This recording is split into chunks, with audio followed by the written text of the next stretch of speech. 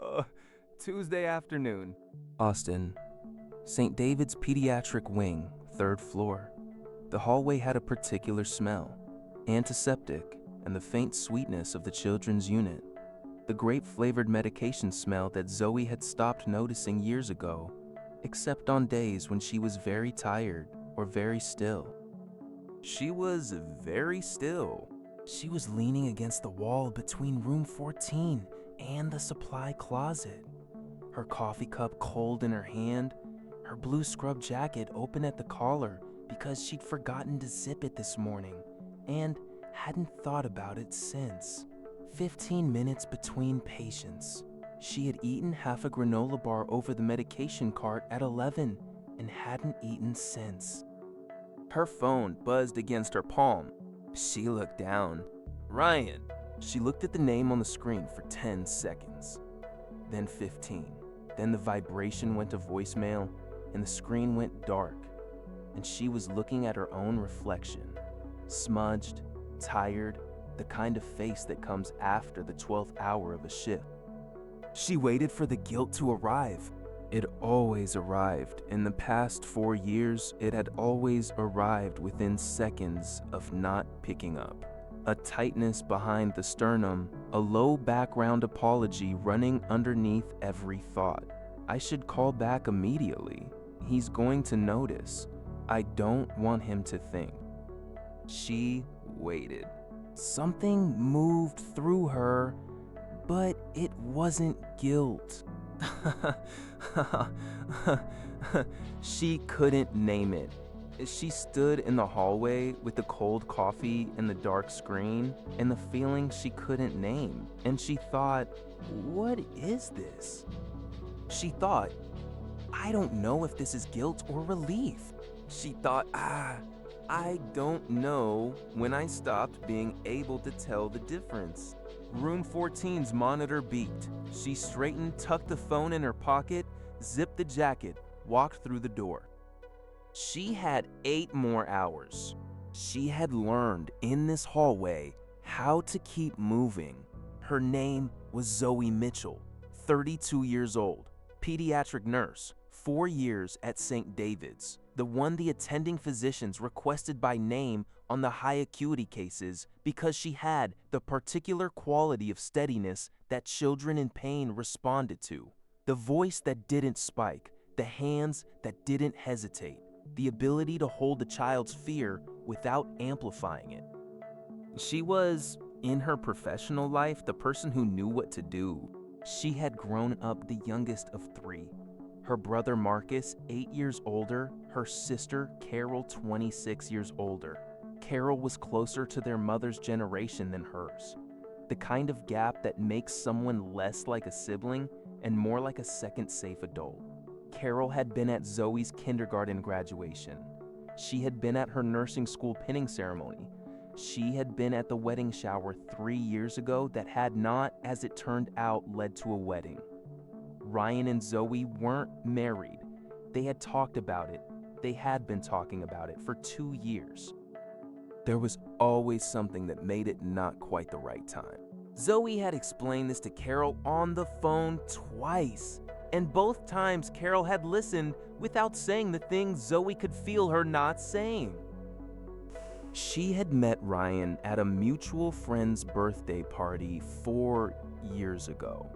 He was 38, worked in project management at a tech firm, had a dry laugh and the kind of specific attention that felt when it was directed at you, like being under a warm light.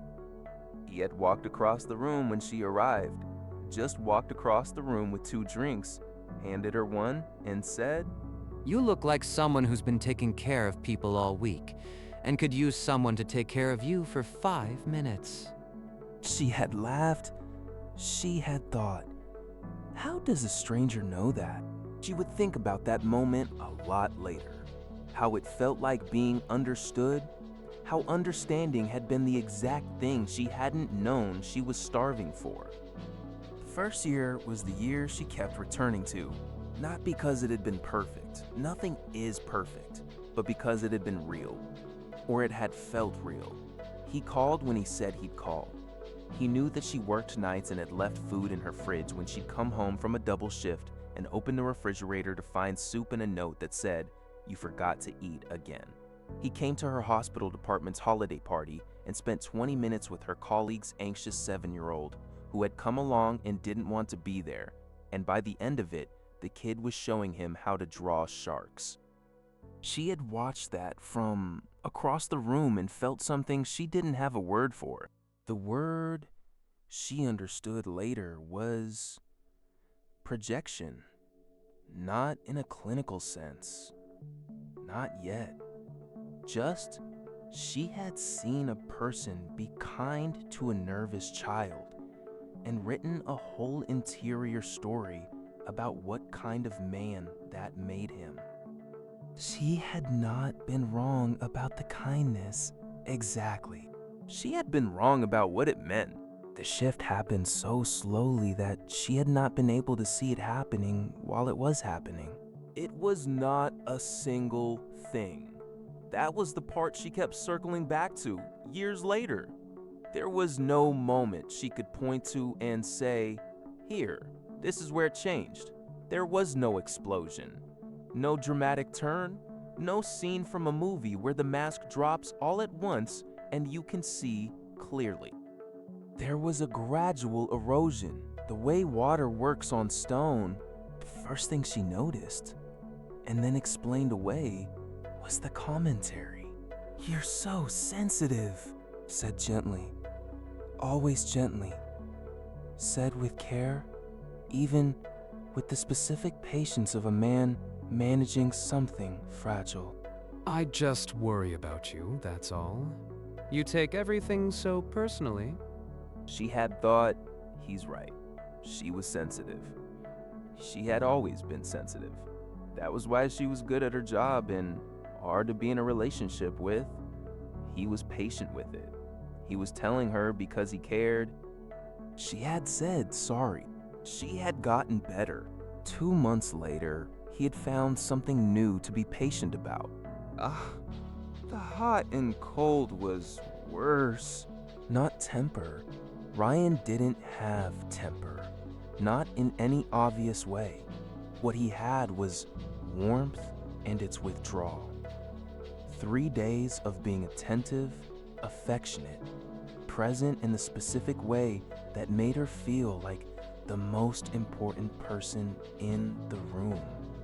And then some unnamed thing would happen and the warmth would disappear.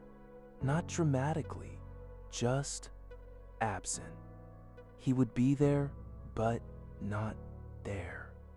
Speaking, responding, going through the motions of a person who was fine, while the quality of the air between them changed by degrees she could measure in her body but couldn't explain in words.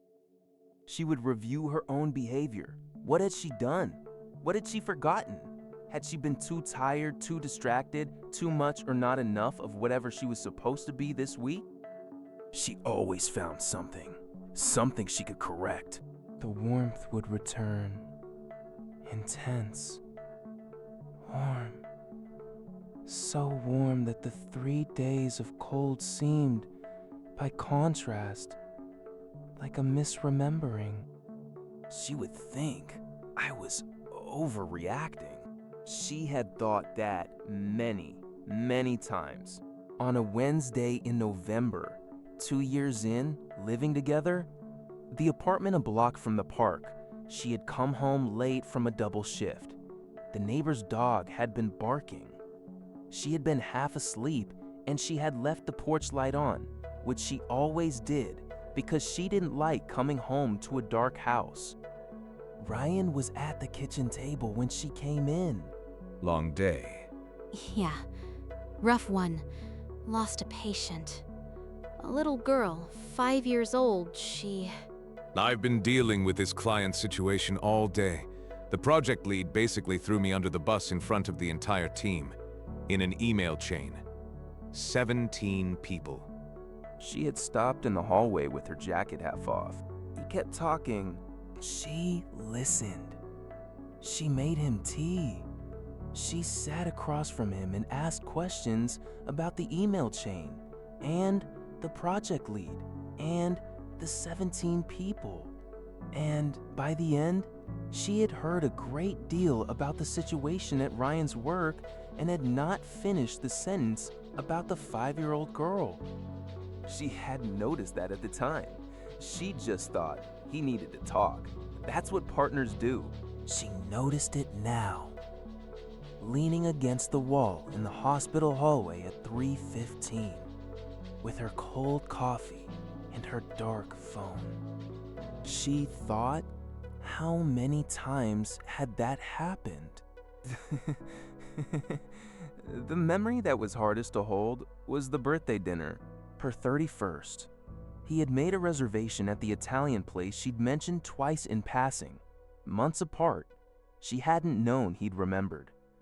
She had felt that recognition feeling, the warm light feeling, when she walked in and saw where they were. Over dinner, she had mentioned a colleague who had gotten a promotion she'd applied for. I mean, I'm happy for her. I thought I had a real shot. I'd worked so hard for it. Well, maybe next cycle. Maybe. I've been doing this for 4 years and I feel like I'm still invisible sometimes. Like no matter how hard I work. I think part of it might be how you present yourself. You're great at the actual work, but sometimes you're too quiet about it. You don't advocate for yourself enough. I've told you that. She had looked at her pasta. He had said it with care. He was trying to help her. He wanted her to do better. Yeah, you're probably right. It's not a criticism. I just know you. You're your own worst enemy sometimes. She had said thank you. She had meant it, or she had thought she'd meant it. She remembered the feeling of the walk back to the car, the low-grade hollowness that had replaced the birthday warmth, the sense of having started an evening as herself and ended it as a project. She had told herself she was being ungrateful. The rewriting was what she couldn't place for a long time. In any category she had a name for. It wasn't lying. That was the confusing part. She would have known lying. She had grown up in a family where directness was the whole language. Carol was not a person who left things unsaid. Lying was a thing she could have recognized and named. This was something else. There was an evening. She was certain of this. She had been there. She remembered it. Where Ryan had snapped at her over something small. Not a bad fight. Brief, sharp, and then over. She had gone to bed, still stinging. He had come in 20 minutes later and apologized. She had accepted the apology. A week later, she mentioned it. That night last week when you got short with me over the dishes. I wasn't short with you. You were. You said I never. I don't know what you're remembering. I remember we were both tired and we had a conversation about the dishes. That's all.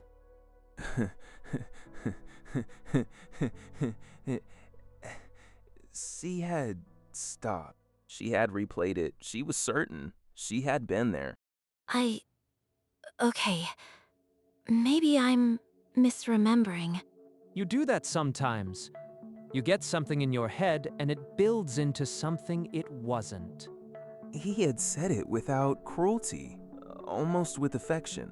She had looked at the window. She had thought maybe. She would think maybe more times than she could count over the next 2 years. She was with a 7-year-old girl in room 11 when it happened the second time that week. The girl, Amara, second admission for respiratory issues, anxious eyes that tracked every movement in the room, had been crying since her parents left for the cafeteria. Not dramatically, just the quiet tears of a child who had decided that the right response to hospitals was to be very small and very still and hope it ended. Zoe sat on the edge of the visitor chair, below eye level. She had learned that much about children. You go where they are. She said. Hey, can I ask you something? Amara looked at her. Are you being bad right now? Long pause. No. Are you doing something wrong? No. Then why are you acting like you're in trouble? Amara looked at her with the expression of a child who has been asked the exact right question at the exact wrong time and doesn't know what to do with it. She said, quietly, maybe I'm being bad and I don't know it. Zoe felt the sentence land somewhere in her chest. No, sweetheart. Listen to me. You are sick. Being sick is not the same as being bad. Your feelings are never bad. They're just information. You're telling yourself a story about yourself that isn't true. She said it automatically. She had said versions of it 100 times to children in hospital beds. She said it and watched Amara's face shift, just slightly, and something in the back of Zoe's mind turned a corner and found itself in the wrong room. Your feelings are never bad. You're telling yourself a story about yourself that isn't true. She had been saying this to children for 4 years. She had never said it to herself. She called Carol at 2 in the morning. This was not unusual. Carol had established 3.5 years ago that she picked up for Zoe regardless of the hour because she had learned not from Zoe but from the space around Zoe. The silences and subject changes, that something was happening in that apartment and she was not going to miss a 2 a.m. call. The phone rang twice. I'm up. You okay? I don't know.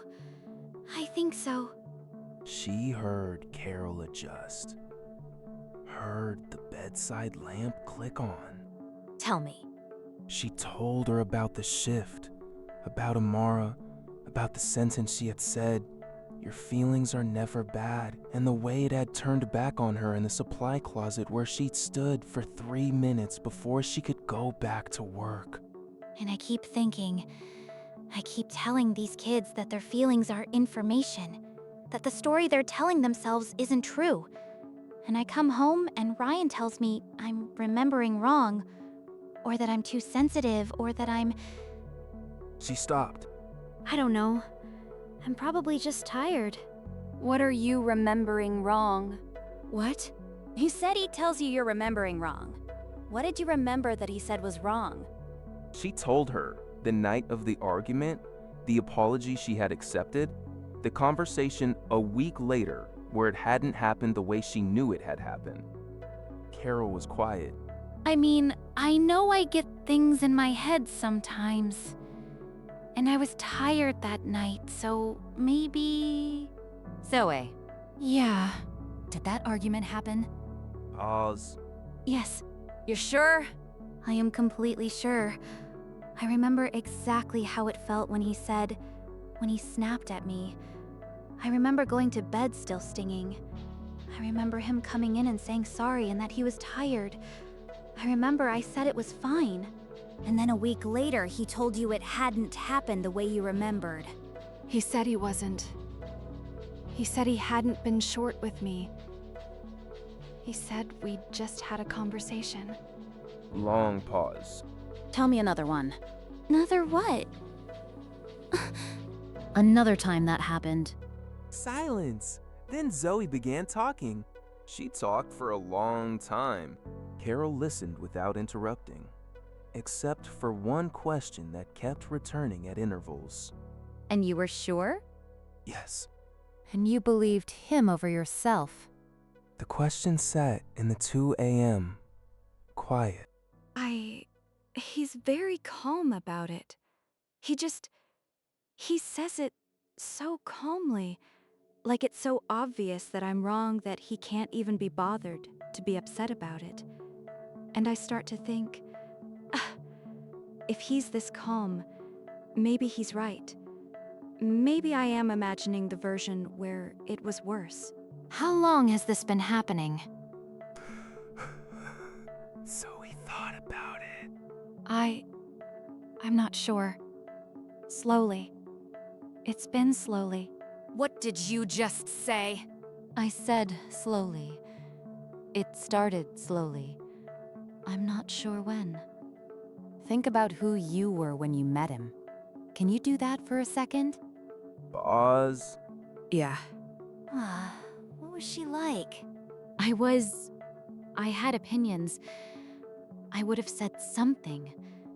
I would have said, in that argument 2 years ago, I would have said, I know what happened and I know it differently than you're saying, and we need to talk about that. The Zoe from before Ryan would have said that. She heard herself say it. She heard the tense. Would have. Carol. Yeah. I stopped doing that. Yes. When did I stop doing that? I don't know exactly when. I know I noticed it around year 2. Zoe was quiet. There's a name for what you're describing, not the feeling. Not you, you're not the thing being named. The pattern, the thing he's doing. When someone replaces your memory of events with their version, does it so consistently, so calmly, that you stop checking your own memory against the record and start checking it against them? It has a name. What's the name? Gaslighting. It comes from an old play. A man dims the gaslights in his house and then insists the light hasn't changed until his wife starts to believe she's imagining things.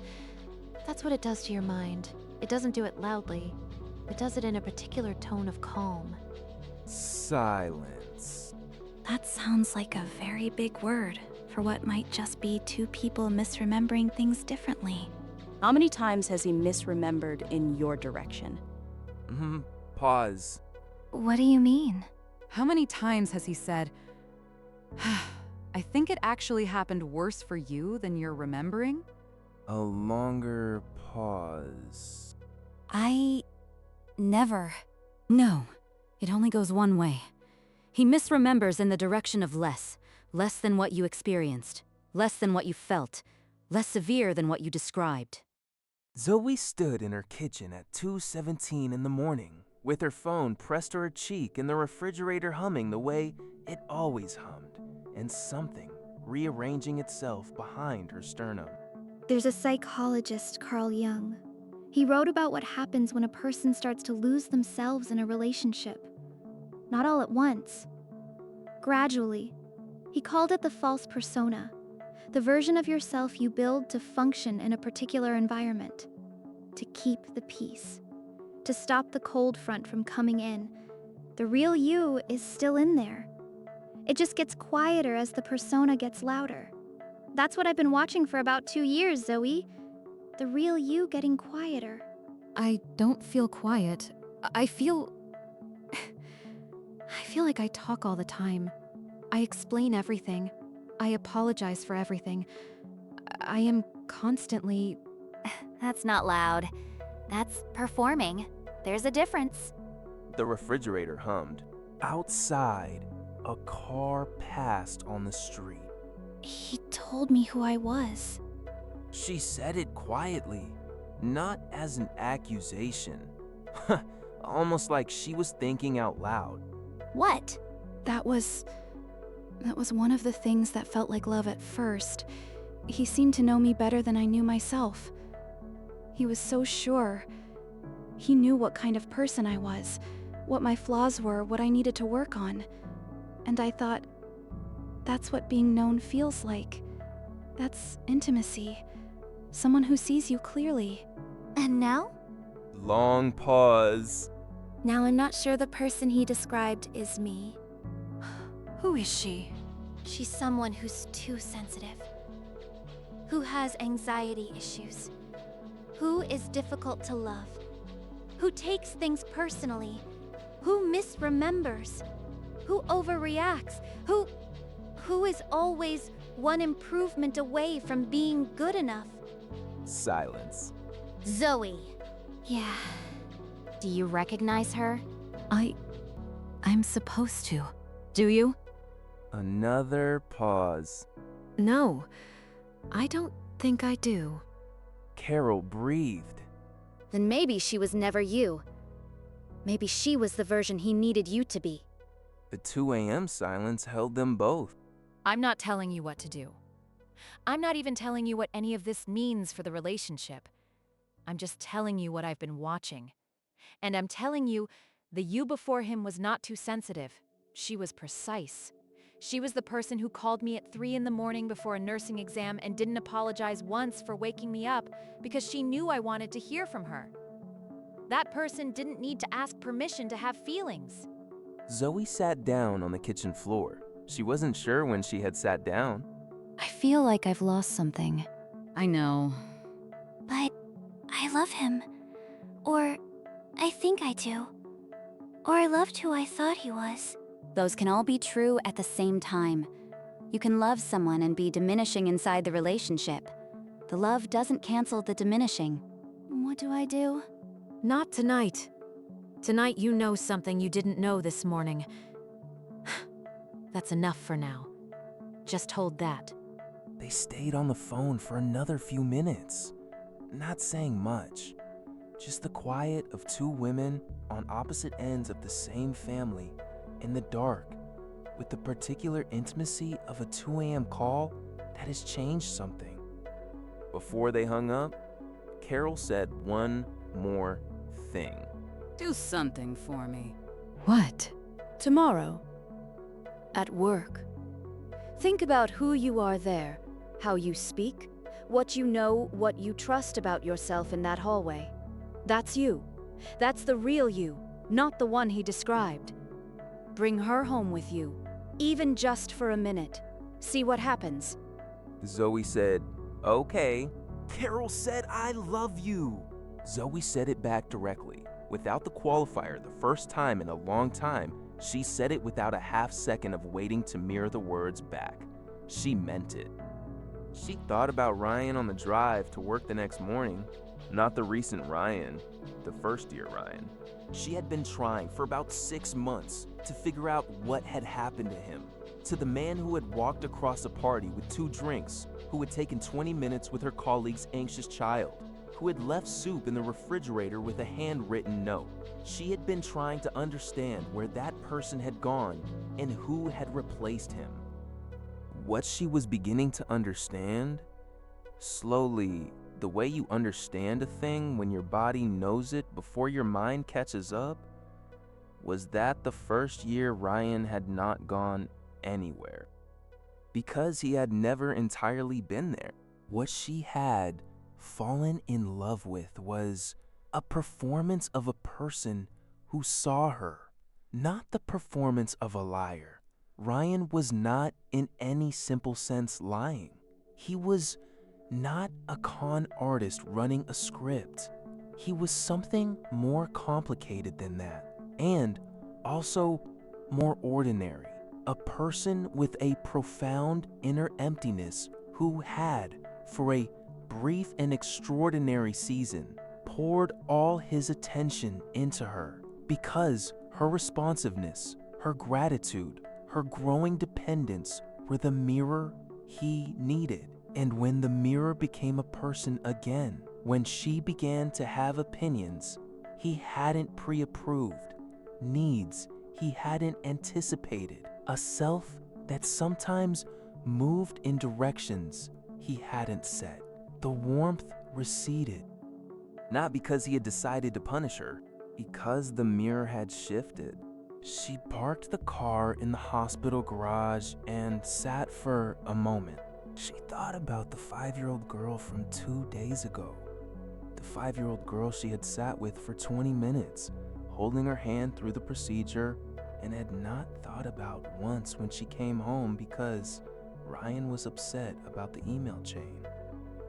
She had not told him about that child. She had, by the end of that evening, been managing his feelings about the email chain. She sat in the parking garage and tried to count. How many times had she come home from the kind of day that would have leveled most people? A child in distress, an impossible family conversation, the specific weight of being the calm person in a room full of panic, and had those things evaporate from the conversation within 10 minutes of walking through the door. She could not count. There were too many. She was in the hospital library on her lunch break, a small room on the second floor that most staff didn't know about. 3 chairs and a shelf of outdated journals and a window that looked out over the hospital garden. When she typed the words into her phone browser, gaslighting signs. She read for 45 minutes. She read about memory rewriting, about coercive control, about the documented pattern of escalation when control is threatened. She read about the specific tactic of questioning the victim's perception, not with accusations, but with calm certainty, the way you might correct a child who has misidentified a color. She read a sentence that made her stop. The gaslighter does not argue with your account. They replace it. They do not say you are wrong. They say, that isn't what happened. The difference is significant. An argument is a two-sided exchange. A replacement requires no exchange. It simply positions itself as the corrected memory. She read it again. She thought about Ryan's face when he said these things. The calm, patient face, the almost gentle correction. Not defensive, not attacking. Just certain. The certainty of a man who does not need to argue because he knows already that she will eventually come around to his version. She had come around every time, every single time. She closed the browser, sat in the small library with the outdated journals and the garden window. She thought about what Carol had said, the word Jung, the false persona, the real, you getting quieter. She thought about individuation. She had not heard that word before, but it had stayed with her through the night. The idea that there is a self, a real, complete self, that cannot be permanently submerged, that it accumulates pressure, that it waits, that eventually something in it refuses to continue performing the role it was cast in. She thought I have been performing. She thought I did not know I was performing because I thought the performance was who I was. She closed her eyes, sat in the library quiet. She tried to locate underneath the layer of 4 years of management and apology and diminishment, the person who had been a nurse for 8 years, who had sat beside dying children without losing herself, who had called Carol at 3 a.m. without apologizing for it, who had had opinions and stated them, and not waited to see if the room approved. She was still in there. Zoe could feel her. The way you feel a limb that has been asleep. The tingling of something trying to come back. That evening, Ryan came home from work with flowers. Not a special occasion, just flowers.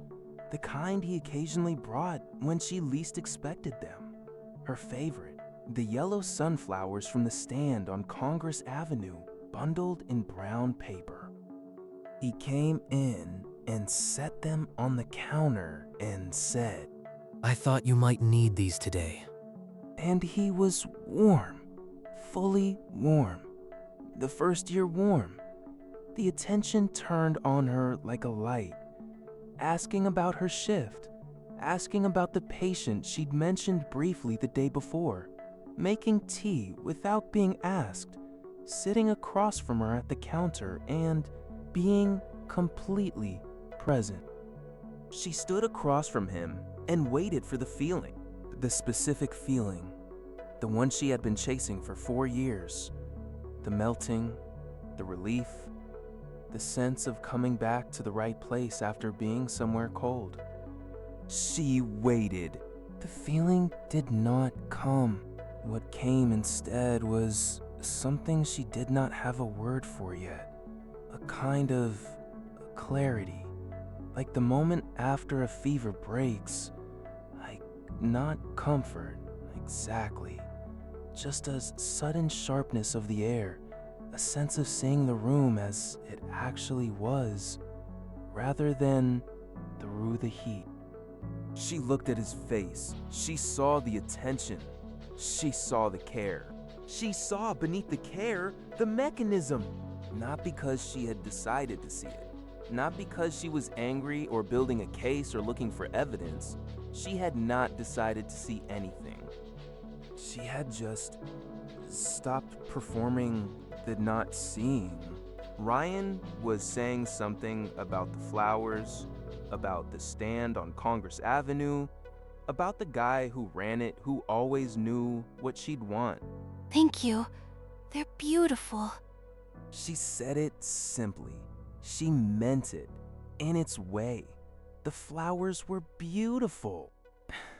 But she did not melt. And Ryan, though he did not say anything, and his face did not change, seemed to sense it. The absence of the melting. Something in his posture shifted, almost imperceptibly. The warmth that had been turned fully on her recalibrated. The way a light recalibrates when the thing it's meant to illuminate is not quite where it was expected to be. He made dinner, they ate, he was pleasant throughout. And Zoe sat across from him and understood for the first time with the cleanness of something finally named what had been powering the last 4 years. He had needed her anxiety, her apologies, her attempts to fix things, her gratitude when the warmth returned, not out of cruelty. She did not think he was cruel, out of something more basic than cruelty, a need for reflection, a need for a mirror that faced him and confirmed him and registered everything he offered with the precise response he needed. For 4 years, she had been that mirror. Something in her had stopped. She called Carol on a Thursday, not 2 a.m., 7 p.m. after dinner, while Ryan was on a work call in the study. I have to tell you something. Tell me. Last night he came home with flowers, and I kept waiting to feel. I always feel a specific thing. This relief, like coming back from the cold. He was warm and attentive, and I waited for the feeling, and it didn't come. Pause. What came instead? A longer pause. Clarity. That's the only word I have. It was like I could see how it worked. The whole thing. The flowers after the cold period. The warmth that arrives exactly when I've been getting too independent. I'm not angry. That's the strange part. I keep waiting to be angry because it seems like I should be, and what I feel is just clear. Jung called this the moment of individuation. You mentioned that. What does it mean exactly? He believed that every person has a real self, what he called the self with a capital S. The totality of who you actually are, as opposed to the persona you build to survive specific environments. The persona can hold for a long time. It's adaptive intelligence. You learn what the environment requires. You build the version of yourself that functions inside it. But the self doesn't stay submerged forever. It accumulates pressure. And eventually it refuses. Not dramatically, not as a decision you make on a Tuesday morning. It's not a choice. It's the self asserting itself against the performance. The moment you waited for the melting and it didn't come, that wasn't you deciding to feel differently. That was something deeper refusing to perform. He's going to notice. Yes. Things are going to get worse before they get better. Probably. He's going to be concerned about me. He's going to say I seem different. He's going to describe you as the one who changed. Yes.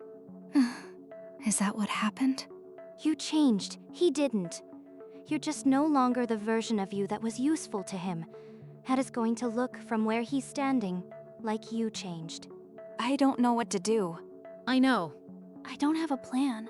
Hey, you don't need one tonight. Pause. Carol. Yeah, I couldn't answer it. When you asked me before, who were you before him? I couldn't answer it. I remember. I thought I couldn't answer it because I had forgotten. But I think the real answer is that I stopped practicing. I stopped being her. Not because she went anywhere, I just stopped exercising that part. Carol was quiet for a moment. Tell me about her. About who? The you before Ryan. Tell me one thing about her that has nothing to do with him. Silence.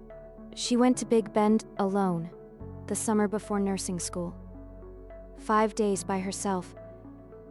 She was a little scared the whole time, and she went anyway, and she never told anyone she'd been scared because she didn't need to. A long pause. That woman is still in there. I know. You don't need her whole story back tonight. You just need to know she's still there. Zoe looked at the kitchen window. Ryan's voice, low and measured, came through the study door. He told me who I was. I believed him. She said it quietly, almost to herself. Carol heard it. Zoe. Yeah. What's the second part of that sentence? Pause. I believed him. And now? The quiet between them. Zoe looked at the kitchen window. Outside, the Austin night. The sound of someone walking a dog on the sidewalk below. Ordinary sounds, ordinary night. The world continuing as it always continued. I don't anymore. She said it simply, without drama, without the weight of a decision. Because it wasn't a decision, it was a description of something that had already happened. No, you don't. The weeks that followed were strange. Ryan sensed the shift without being able to locate it. He did what people do when their mirror starts to move. He tried first to reestablish the position. He was attentive, more attentive than he had been in over a year. Present at dinner, asking questions, making plans, the full warmth. She could feel him reading her, recalibrating, trying to find the angle at which the reflection would return. She was not unkind. She was not performing distance. She was not performing anything. She answered his questions. She made dinner. She laughed at the things that were genuinely funny. But she did not melt. She did not apologize for having a full shift with difficult cases and coming home quieter than he'd expected. She did not walk back the time she said simply and directly that she had wanted to talk about a decision he'd made without consulting her and had gotten a recollection of the conversation that did not match her own. I told you about this 2 weeks ago. I mentioned it over dinner. I don't remember that conversation. I know. You were distracted. I wasn't distracted. I'm telling you, I don't have that memory. She said it calmly, not combatively, just factually. Ryan looked at her for a moment. Okay, well, I did mention it, but okay. A year ago, she would have said, maybe I just missed it. A year ago, she would have spent the rest of the evening quietly doubting her own memory. He did not say, maybe I just missed it.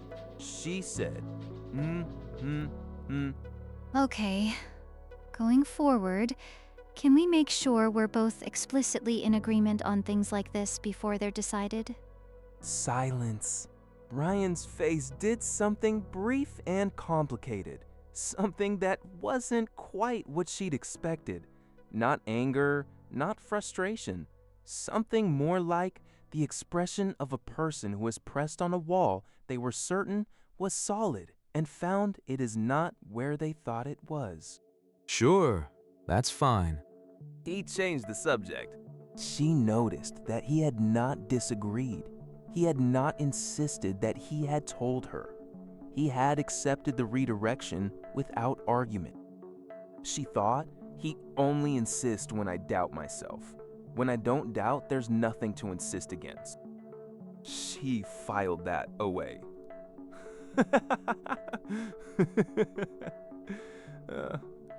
He was concerned about her. He said so on a Saturday morning, the kind of morning that used to be easy. Coffee, the news, the comfortable rhythm of two people who shared a space. She was at the table. He sat down across from her. Can I say something? Of course. I'm a little worried about you.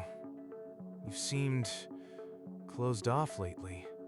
Like something's on your mind that you won't talk about. And I don't want that between us. She looked at him. He looked back with the care. The genuine concerned face. Warm. Attentive. The face that had always worked before. That had made her say, I'm fine. That's okay. I'm sorry if I've been distant. She did not say those things. I've been thinking a lot, working some things through. Do you want to talk about it? Not yet. He tilted his head, just slightly. I just want you to know, whatever it is, I'm here. And I don't want you to feel like you can't come to me. She thought about how many times in 4 years she had come to him. How many times she had arrived at the end of a hard day and turned to him and tried to be received. She thought about the 5-year-old girl she had not been able to finish talking about. She thought about the birthday dinner. She thought about the email chain that had consumed a whole evening while she sat across the table and managed the feelings of a man she loved about an event that had nothing to do with her. She thought coming to you was the problem. She said, Thank you. I know you're here. He nodded. He reached across and touched her hand briefly. Warm, measured. She did not move her hand away. She also did not lean into it. She sat there in the Saturday morning and felt the clarity that had replaced the melting and understood that what she had taken for numbness, this calm, clear, slightly elevated feeling, was not coldness at all. It was the self back at the surface. Still there, patient as ever. Just done being submerged. She texted Carol a week later. Not a call, just a text, mid-shift between patients. He told me who I was. I believed him. I don't anymore. I thought you should know I can finish that sentence now. Carol replied in 4 seconds. I know. I've been watching you come back for a while. Zoe looked at the text for a moment in the hallway outside room 11. She put her phone away, squared her shoulders, walked through the door. She did not leave Ryan that day. That is not this story. The decisions that needed to be made were still ahead of her. Conversations she hadn't had, realizations not yet fully arrived, the complicated arithmetic of 4 years, and the question of what they added up to. None of that had been resolved. What had changed was something else. Something that no decision could undo once it had happened. She was no longer uncertain about what she remembered. She was no longer the person who said maybe when she was certain, who apologized preemptively before he had claimed she had done anything wrong, who stood in her own kitchen at 7 in the morning and felt guilty for not picking up the phone on her 15-minute break. She was still the same woman. Same job, same apartment, same Tuesday nights trying to decompress after a hard shift. Nothing about the architecture of her life had changed. But the woman moving through it was different. Not colder, not harder, clearer. The way a window becomes clearer after you've cleaned it. Not different glass, just cleaner. The same world through it, just without the accumulated residue. She walked the hospital hallway that she walked every day. Same hallway, same smell, same beat of cold from the air vent above room 9 that she had been meaning to mention to facilities for 3 months.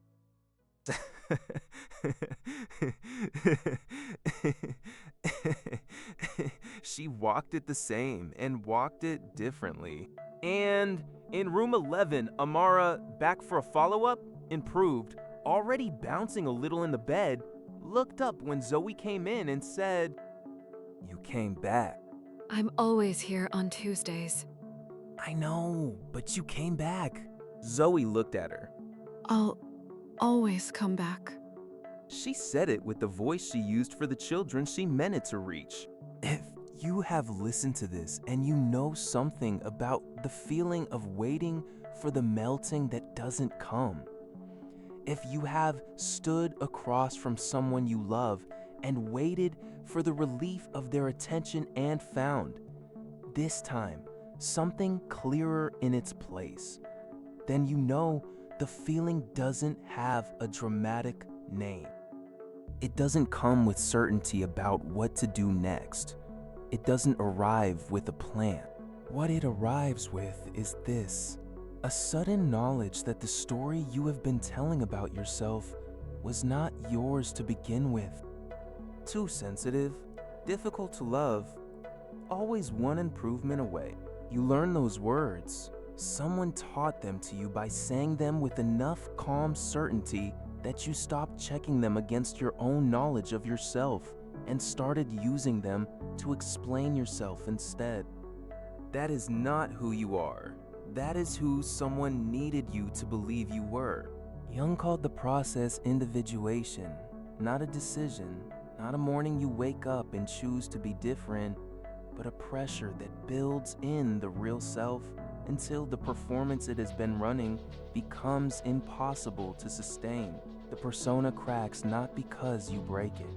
It cracks because the self underneath it refuses to stay submerged. The narcissist loses everything in that moment. Not because you punish them, not because you leave. You may leave or you may not. Not because you become someone difficult. They lose everything because what they possessed was never the real you. It was the mirror you had trained yourself to be. And when you stop performing the mirror, there is nothing left to possess. They don't lose a person. They lose the reflection. You are not a reflection. You never were. The person who went to Big Bend alone, a little scared and going anyway, the one who held a child's hand through something impossible and came out the other side steady, she was never gone. She was waiting. She has been waiting. She is still there. He told you who you were. You believed him. You don't anymore.